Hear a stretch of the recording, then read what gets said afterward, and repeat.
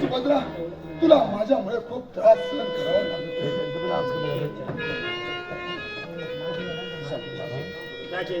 असे का बोलतात? यात तुमची चूक काय आहे? तुम्ही तुमच्या मनाला लावून घेऊ नका. या कलियुगात हे असेच होणार. या कलियुगाच्या फेऱ्यात जो तरला तोच वाचला. या कलियुगात आपल्या एक प्रधानजीच्या रूपात एक कली शिरला आहे आणि आपल्या राज्याचं चक्र फिरलं आहे. दादा दादा दादा दादा मला माफ करा दादा, मला माफ करा.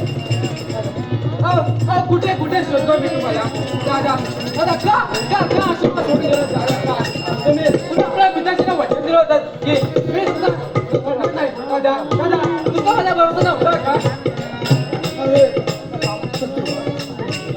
मी पिताजीला वचन दिलं माझ्या कोणताही निर्णय घेतला तरी त्याच्या प्रत्येक निर्णयाची त्याच्या म्हणून तू दारूच्या आधी फिरवता म्हणून तुला हे राज्य दिलं. दादा दादा मला हे राज्यही पण नको आणि तुमचे प्राणही नको. दादा दादा मला माझा तू हवाय कोणता तू आहेस. दादा दादा हे सर्व काळाचा प्रलय घडून आणला आहे. तो या काही रूपाने आपल्या राज्यात शिरला आहे. तो आपल्या राज्य करण्याचा प्रयत्न करत आहे.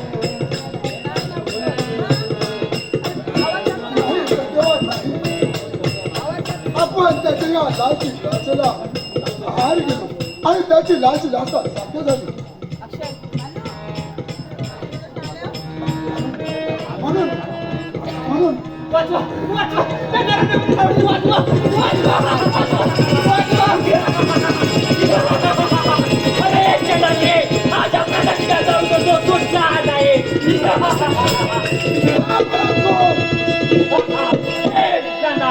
मुखर्जीला माझ्या स्वाधीन कर नाही तर काम करा ना.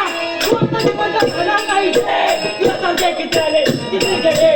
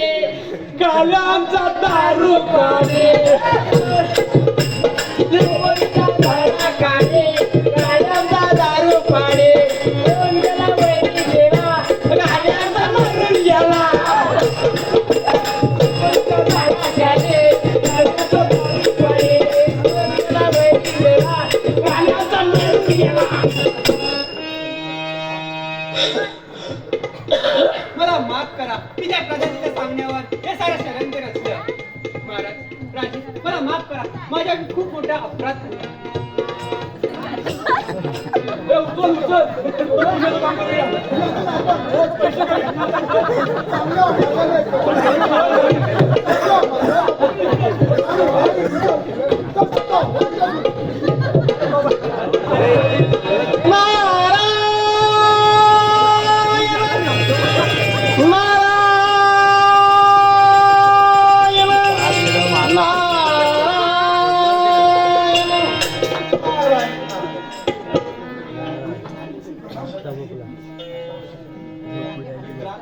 सत्यवान,